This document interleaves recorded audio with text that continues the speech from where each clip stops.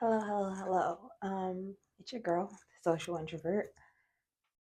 Today I decided to come back to the world, I guess, of podcasting. And I used to be really good at this, but now you might see me a little more nervous or a little more like taking time to process my thoughts. You might also see me reading because I tend to write down my thoughts more. But I think that this time around is going to be real fun, real interesting, real smooth, cool, calm, and collective. But I'm gonna be doing it probably where I feel more comfortable, which is my bathroom. So hopefully you guys are ready for some fun. So you might be asking, what exactly set you off today? What set me off today was someone messaged me a picture of myself on someone's page, an old photographer's page that is part of a collection of pictures that were taken before I turned 21. It was before I had done any kind of like full frontal porn or nudity. Um, it was a time where I was extremely impressionable and I was just getting into the modeling world, and he took advantage pretty much. He got me booty butt naked in the field. I was super uncomfortable, which you can see in the pictures. I asked him nicely, like to delete them, like I was not happy with them, and he told me he did. And come to find out, again, this has happened multiple times, but now I think this is like the fourth or fifth time it's happened. And I approached him like, please take the pictures down. You know, like what happened. Why would you keep posting pictures? That's not strange. And yes, I know a lot of you asking, like, well, do you keep in contact with him? No. I had to search and unblock him to message him to take the picture down because I just don't understand. Those pictures are super old. It's not like you're showcasing talent from your current life. So you're taking pictures from a time where you caused trauma onto a model. Like you got me naked in public and took inappropriate pictures of me and told me that you were going to do all these like amazing things to them, which you didn't. So it's clear you still have those pictures and use them for whatever you want. That's between you and your God. But if I see them online, I'm going to ask people to report those. And like I said, it does suck because this person is known in New Jersey. So it's like it's not like I can tell people to choose a side. People are going to constantly support who they want to support. And there's nothing I can do about that. And yes, before you guys start victim shaming and asking, well, what were you doing? What were you wearing? Why did I let this happen? Let's go into why, okay? Like I said, I was impressionable at that time. I was unaware that I was autistic, but I do not pick up on social cues or like red flags, things like that. I don't pick up on that. I just That's just me. That's for a whole nother topic. But I have another question. It's just, why victim shame? You know? Why do we not question why these men took advantage or why these men didn't understand no, or didn't understand this makes me feel uncomfortable, but yet still try to persuade and entice, They just keep going and keep going until they wear you down. And it's like, can you blame me for the just giving up?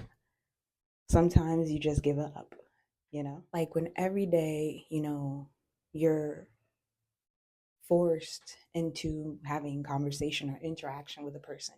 So you try to make that interaction somewhat, friendly. And that person decides, like, hey, I'm a photographer.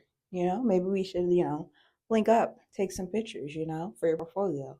And you think, hey, I've hung with this person before. It seems cool. We got the same kind of crowd. They seem to respect this person. Why would I not trust this person?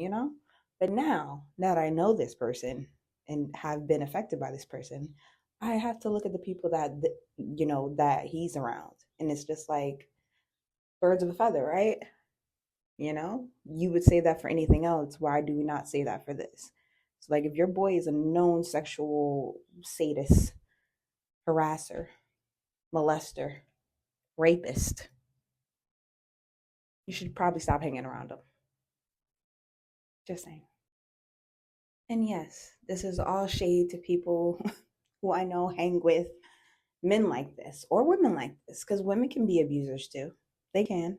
Women can definitely abuse men, but it is definitely questionable because these men are raising little girls.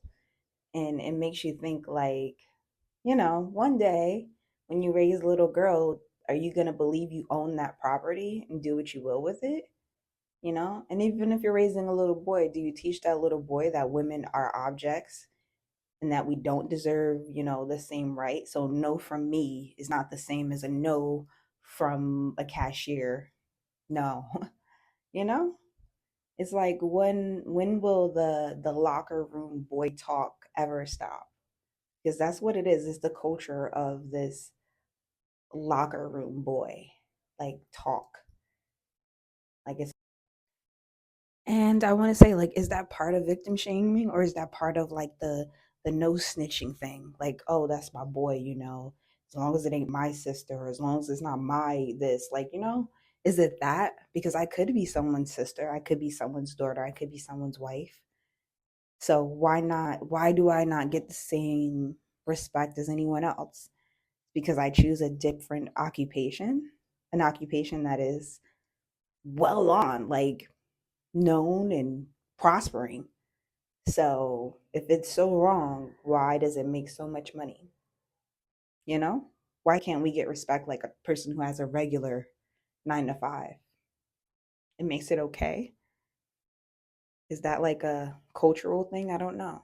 I'm still trying to understand and break it down. But it makes you question a lot of things. And yes, this is all shade to people who I know hang with men like this or women like this, because women can be abusers too. They can. Women can definitely abuse men, but it is definitely questionable because these men are raising little girls. And it makes you think like, one day when you raise a little girl, are you going to believe you own that property and do what you will with it? And even if you're raising a little boy, do you teach that little boy that women are objects and that we don't deserve, the same right? So no from me is not the same as a no from a cashier. No. you know?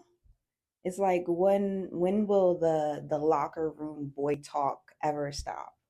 Because that's what it is. It's the culture of this locker room boy like talk. So we are gonna end on something short and simple. And we're just gonna keep it on a big grand scheme. All right. We're not gonna name any celebrity names or any people because I can't afford to go to court. Okay. But we're gonna say like, is it okay if someone like, let's say they make great music or like their profession, they're really good at it, right? And we show social support, and then like all these rumors come out that this person is not so nice or this person has done some things, but you're like, you know what, why does that have to affect their music, or why does that have to affect their business? Because that's their livelihood. So you want this person to live wealthy and have an okay life and be okay and have access to more. You think that's okay to keep putting people on that continuously put people down? You think that's okay? It also makes me question like it, when you're around these people, right? And you know that they are like known to do things inappropriate and you have a child. Is that person now your child's godparent or their uncle or aunt? Like, you trust that person around your kids? Because once your kids get of a ripe age for them, what's going to stop them from doing what they have done to multiple people? It makes you think like you're just going to continue the cycle of sexual harassment, sexual abuse. You know, it's a very interesting thing to like break down and like actually pick apart because it's so deep. It is very, very deep. And I'm just skimming on the tops of things because I have questions. I am I don't like the word victim, but I am a victim. I got questions.